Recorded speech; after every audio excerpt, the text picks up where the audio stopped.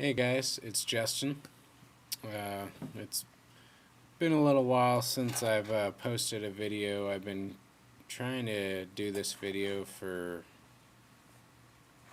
a couple weeks now actually. It's just been one thing or another, got me all tied up, and so I'd finally do it. I had my car break down this week and had finals, so I figure since it's Saturday, let's do it. Alright, so what I wanted to talk about today is I wanted to talk about diabetes. Now, there's a good percentage of the population that have diabetes, particularly in America, and it isn't isolated to just America. It's all around the world, really.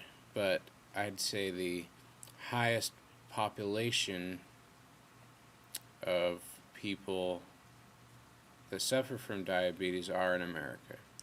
Now, when we talk about diabetes, most people, when they say diabetes, they're talking about type 2 diabetes usually. And type 2 diabetes is usually caused by eating habits and lifestyles that lead to obesity, but not everybody that has type 2 diabetes are obese though either. I mean, you could still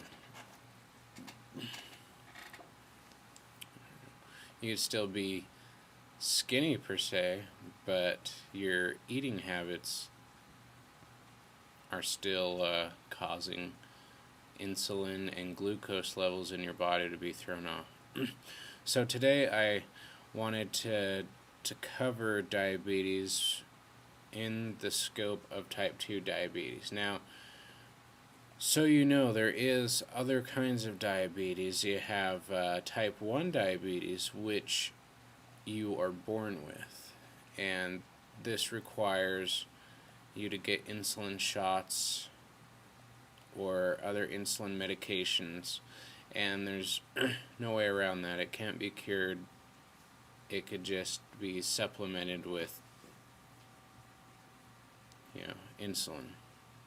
And what happens is with type 1 is your body, your pancreas is not producing that sufficient insulin. And so when your body doesn't produce insulin, it needs to get it from some other source. And your body needs that insulin in order to break down the glucose and regulate glucose levels, because if you have too much glucose in your body, it puts your body into shock. So that's what type 1 diabetes. It's usually also called juvenile diabetes. There's also other kinds of diabetes that happen from other causes, but it isn't real common, and perhaps I'll touch base on that later. Alright, so type 2 diabetes. Now, the majority of these cases are due to obesity, or are due to lifestyles in general. So I don't really want to target obesity solely. So let's just say lifestyle, okay? Most diabetes patients, particularly in the U.S., are either overweight or unhealthy. I mean, some people, they don't really gain weight, so therefore they're not overweight, or else they would be. But still, they're putting things into their body that is causing their bodies to gradually become insulin resistant. And so what happens is this whole process occurs all the way down on the cellular level. So what happens in a normal scenario is your pancreas produces insulin, and the insulin then goes to the outside of the cell, outside of your cells, where glucose is stored. Okay, and then what happens is the insulin will eat up that glucose, which is the raw raw byproduct of sugar, basically. So, and now the kidney also has something called glycogen, and glycogen can be converted to glucose, but glycogen is more of a hormone than anything. Alright, so what happens is when you get diabetes, either one of two things occurs in your cells. Now your cells have an in and an out path to get in and out of the cell through the cell membrane. And there's two processes to take things into the cell and take things out of the cell. Well, what happens in diabetes usually is your cells will start to think of insulin as a virus or as bacteria, and it will not accept the insulin. But at the same time, it's also telling itself that I don't have any insulin. And so therefore what happens is all that glucose just sits there, and eventually your body will go into shock. Now it takes quite an amount of time for this whole process to occur, so you don't just get diabetes overnight just from not eating right. I mean, this takes months to years. So how do you fix this? Well, the simplest thing to say is exercise.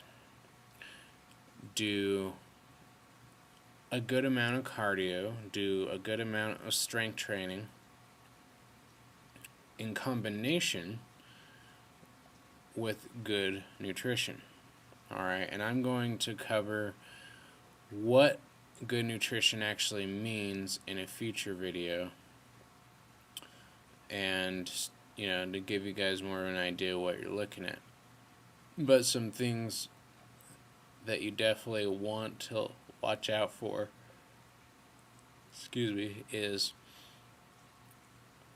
anything that's enriched. So, if you see enriched bread, don't buy it. Just look right past it. It's a process where nutrients are taken out of the bread, out of the dough, and then injected back in. Well, the problem with that is heat kills bacteria. That's why when your body gets a fever, it's killing off the bacteria. It's part of the homeostasis process. Well, when you put that dough in the oven, all the nutrients goes away. So you have that. You want to avoid lots of starches. You want to get lots of proteins and natural carbs. But at the same time, everyone's body is a little different. So I'm going to cover that in another video. Alright, so what you want to do is you want to start a good exercise regimen, and then you also want to start watching what you're eating. Now, I would say it's a very good tool to keep a journal. Keep a food journal and keep an exercise journal. So the food journal, you will include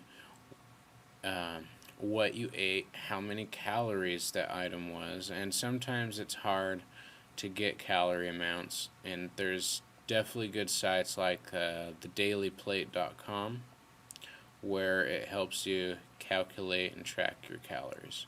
Then keep an exercise journal of what exercises you did and how you felt before and after and things like that, so you could really track your progress. Alright, start that, and I think you'll be on a good path to conquering your type 2 diabetes. If you have any questions, let me know.